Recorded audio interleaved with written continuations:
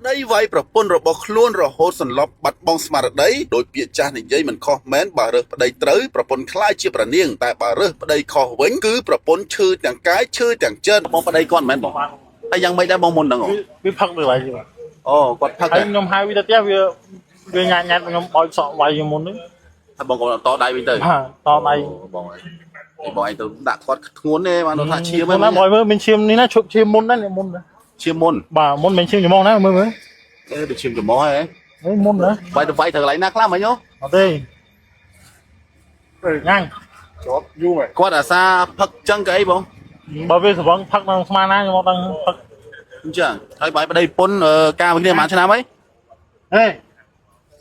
បែបងស្រីមិនអីតែញ៉ាំទឹកទេបងយកគាត់ទៅពេទ្យទេក៏មិនអីវាយគាត់ធ្ងន់អត់វាយត្រូវមុខមែនបង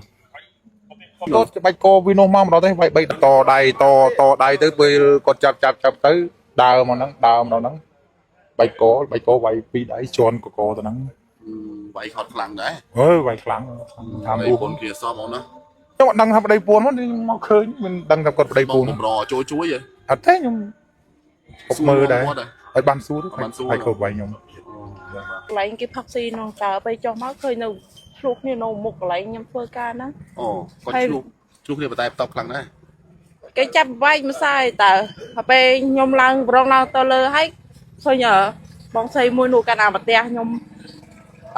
អាប្រទះនេះអាប្រទះក្តារនេះគាត់ច្អល់មុខនេះហើយពេលនេះបងមួយនោះគាត់មើលមកឃើញស្បាច់កអ៊ីនឹងពីថាស្អាតម្ដងហ្នឹងប្តីគាត់នឹងស្បាច់កចាហើយត្រូវវាយត្រូវធ្ងន់ហ្នឹងមើលទៅតែជាធ្ងន់ដែរហ្នឹងប្តីវាយត្រូវប្រពន្ធធ្ងន់ដែរអញ្ចឹងហើយបានស្លាប់ហ្នឹងអញ្ចឹងគាត់ស្លាប់មិនដោយសារសបឹងហ្នឹងមិនថាសបឹងទេហើយឃើញគាត់ឈរមួយនិយាយជេរប្តីគាត់នៅមួយថ្ងៃមានអីផងហ្នឹងពេលប្តីគាត់មិនស្បាច់កចឹងតើប្រហែលត្រូវធ្ងន់ហើយបានគាត់ស្លាប់ចឹងបើត្រូវធ្ងន់មិនមែនមនុស្សនឹងចឹងទេករណីហិង្សាដោយប្តីបានវាយប្រពន្ធរហូតស្លាប់បាត់បង់ស្មារតីហើយប្តីនោះបំរុងបាទអូប្រពន្ធនោះយកទៅកន្លែងបាទចាក់សម្រាមទៀតបាទមិនដឹងថាបំរុងវាយយ៉ាងម៉េចទេបាទដោយបងប្អូនប្រជាពលរដ្ឋបានឃើញតន់មកជួយខាត់តន់កំអីហ្នឹងមិនដឹងថាប្តីវាយប្រពន្ធបាទដល់ថ្នាក់បាទបាត់បង់ជីវិតឬមួយក៏យ៉ាងណាថាឃើញមិញហ្នឹងបាទឃើញមានបតែបតបគ្នាហើយដឹងថាគាត់ប្តីប្រពន្ធណាហើយបងការមួយគ្នាប្រហែលឆ្នាំទេបងមួយឆ្នាំជាងមួយឆ្នាំជាងណាយើងកាយត្រឹមត្រូវទេខ្ញុំគ្រាន់រៀបវាមានកូនណានៅបងតើមានកូនទេណាហើយនៅបន្ទប់ជួលមួយគ្នាថ្ងៃមែននៅផ្ទះយាយទៅផ្ទះយាយបងទៅផ្ទះមីងបងប្រកបមុខបរយដែរខ្ញុំមែនបាទធ្វើម្ដងហើយចុះគាត់រត់ដងគាត់អាសាផឹកចឹងឬមួយយ៉ាងម៉េចយូរម្ដងឯណោះហើយយ៉ាងណាក៏ដោយបងនិយាយគាត់ស្រួលបាយប្រើដៃប្រើជើងចឹងហើយគ្នាស្អីបើហៅវាឡើង3 4ដងវាអត់ទៅហើយគាត់ផឹកមួយណាគេដឹងហ្នឹងផឹកមួយណាគេប្រប្រនោះគាត់មកគាត់ឃើញខ្ញុំគាត់ទៅអញ្ចឹងអូយប្រប្រទៀតតែគាត់អាសាវាស្វឹងហ្នឹងមីងវាស្វឹងនេះផឹកនេះកន្លែងសាច់ឆ្កានោះមីងមកឥឡូវឡើងផ្អើដល់សមត្ថកិច្ចមកដល់ទៀតបាទស្មានអាករណីអីបើឯងមិនមែនប្តីប្រពន្ធស្មានបើឯងពីណាពីណីក្រៅអញ្ចឹងណាវាយគ្នាអញ្ចឹងណាបាទឥឡូវនេះយើងឃើញបងប្អូនផ្អើដល់សមត្ថកិច្ចចោះមកទៀតបាទយកទៅពេទ្យសិនយកទៅពេទ្យសិនក៏អីនេះបងឮថាគាត់ផឹកមួយប្រហែលអ្នកហ្នឹងបងប្តីគាត់និយាយឥឡូវយកគាត់ទៅពេទ្យសិនក៏មិនបងឥឡូវគាត់អត់ដឹងអីសិនបើទៅមើលមើលដឹងប្តីគាត់វាយត្រូវកន្លែងណាខ្លះមិញអូ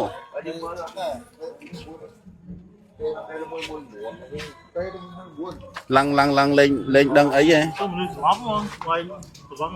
đâyហើយជាប្តីប្រពន្ធនឹងគ្នាសោះមិនដេចទៅដល់ថ្នាក់បាទវាយគ្នាដល់ថ្នាក់សន្លប់បាត់បង់ស្មារតីអញ្ចឹងបាទមនុស្សប្រុសដឹងហើយតែកម្លាំងដៃសាហាវខ្លាំងមែនតើហើយមិនក៏ទៅវាយប្រពន្ធខ្លួនឯងរហូតដល់បាត់បង់ស្មារតីអញ្ចឹងហើយបើសិនជានៅជាមួយគ្នាមិនកើតទេឬមួយក៏ឆ្លោះគ្នាប្រកែកអីមិនសម្រាប់និយាយគ្នាដោយសន្តិវិធីដល់ថ្នាក់វាយគ្នាអញ្ចឹងបងប្អូនបាទសមត្ថកិច្ចយកទៅហើយអូននឹងអីបងមិញហ្នឹងបងបាទមីបងខឹងប្រពន្ធនឹងអីមិញបងបាយពុកខ្ញុំកើតហ៎មកយកគាត់ទៅប៉ោះបងហើយយកគាត់ទៅសួរនាំគាត់សួរនាំទៅតែមិនបើឥឡូវនេះសមត្ថកិច្ចនាំខ្លួនគាត់យកទៅប៉ោះដើម្បីសាកសួរឲ្យប្រិមិត្តបន្ទាប់ពីគាត់បាទបានវាយប្រពន្ធរបស់គាត់បាទមានអាការៈដូចឡើងធ្ងន់ធ្ងរមានបងប្អូនប្រជាប្រុសក៏បញ្ជាក់ប្រាប់ថាបាទបរិះម្នាក់ហ្នឹងដំបូងស្មានតាជាសង្សារទេមិននឹកស្មានថាគាត់ជាប្តីប្រពន្ធទេព្រោះដោយសារឃើញម្នាក់ស្រីហ្នឹង ឃើញបន្តែបន្ទប់ឆ្លោះគ្នានៅមុខនឹងហាងមួយកន្លែងនោះប្រិមត្តហើយបងប្អូនប្រជាពលរដ្ឋមកជួយធ្វើការខាត់មួយសាទៅបាទក៏ស្ងាត់មួយសាទៅស្រាប់តែមកដល់កន្លែងកលៀតនេះទៀតបាទឮថាប្រជាពលរដ្ឋបញ្ជាក់ប្រាប់ថាប្តីនឹងវាយប្រពន្ធប្រមាណដៃទៀតហើយក៏ច្របាច់កផងអីផងនោះរហូតដល់ប្រពន្ធនោះបាទស្លាប់បាត់ទៅហើយប្រិមត្តទាំងអស់ nó men tụi bắn nó con váy nhưng nó con váy đó វាយហ្មង váy con váy គឺស្ដែងហ្មង ចាឃើញស្ដែង ai mò đất ក៏មានអ្នកជួយខាត់ហ្នឹងក៏មិនត្រូវ có này con vô con ចា អូយនេះចាំបាច់តអូមកមួយទៅ tôi mơ thôi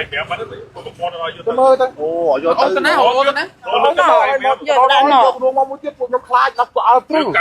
កាន់ដបងមក អារបស់វាយណាយកមក ខាងប្តីហ្នឹងកាន់ដបងមកទៀត នឹងកាន់ដបងមក ចំ ឆ្លោះគ្នា វាឃើញយើងចូលច្រើនចឹងកាន់ដបងមកដល់ពេលឃើញ បំរុងឲ្យវាយយើងអ្នកជួយដែរក៏មិនបង យើងចូលច្រើនចង់ឲ្យយើងចូល អូ ចង់ឲ្យជួយប្រពន្ធ ចង់ដេញយើងចេញហ៎ ទៅកាន់ដបងនឹងដងមិនកាន់មកពីនោះមក តែដឹងត្រូវអីវិញនេះបង nhưng mà đắng ហើយពួកគឺទីណាក៏ត្រូវអីវិញដឹងនេះ có tu mà ពេលណាគេដឹងទៅគេចេះថាស្រីពុនពេលណាគេដឹងទេ អូជាប្តីពន្ធនឹងគ្នាហ៎ បាទថាប្តីប្រពន្ធណាអូណៃត្រូវជាប្អូនអញ្ចឹង ចា អូដឹងរឿងអីបានគាត់ឆ្លោះគ្នាវា អ យ ត់ដឹងដែរតំតែគេទៅប្រាប់មិញដែរ ហើយកន្លងមកធ្លាប់ឃើញគាត់ឆ្លោះគ្នាអូនមិនដឹងណាឃើញឆ្លោះគ្នាហងៃ ចា ឲ្យតែឃើញគ្នាគាត់ឆ្លុះគ្នា ចា ឲ្យតែផឹកឆ្លោះគ្នាទៅ គាត់ដែរផឹកតែថ្ងៃហ្នឹងគាត់ផឹក ហើយចុះទៅអត់ដងប្តីគាត់ដែរវាយគាត់ដល់ថ្នាក់ហ្នឹងហ៎ វាយ អត់ដល់ថ្នាក់ហ្នឹងឯងរត់ដល់ វាយ វាយតែវាយខ្លាំង វាយតែថ្ងៃនេះវាយខ្លាំង ចា ចុះមួយវាយមិនផងសម្លាប់មកក៏មិនឮថាយកដបងមកអីផងអូនដល់ពេលអត់ជាប្អូនស្រីអញ្ចឹងឃើញគេវាយបងអញ្ចឹងអារម្មណ៍យើងមិនដែរ មានអារម្មណ៍ថាក្តុកក្តួលនឹងចិត្តខ្លាំង ខឹងគាត់ដែរណោះ ខំ ហើយបបាបងប្អូនប្រជាប្រដ្ឋឲ្យមកជួយតាន់បងស្រីអនឯងមិនវីវបាត់ហើយ បងដបងធំត្រូវ តាំងពីស្គាល់គាត់មកចាំមក ធំត្រូវ មានអីហ៎ អត់មានបងដបងគាត់ធំត្រូវមកទៅស្គាល់ពូនហ្នឹងឲ្យគាត់ទៅចង់មក ស្គាល់គាត់មកទៅអញ្ចឹងបណ្ដោយ ចា តែអារឿងផឹកស៊ីហ្នឹងអាចដែរចូលផឹកទេ អត់ទេ ហើយចុះមិនក៏ប្តីគាត់លើកឡើងថាគាត់ហ្នឹងផឹកស៊ីសបឹងមួយមនុស្សប្រុសមួយអី អត់ទេពូហ្នឹងគាត់វាយ គាត់លើកមកចង់ឲ្យមានរឿងហ្មង អូ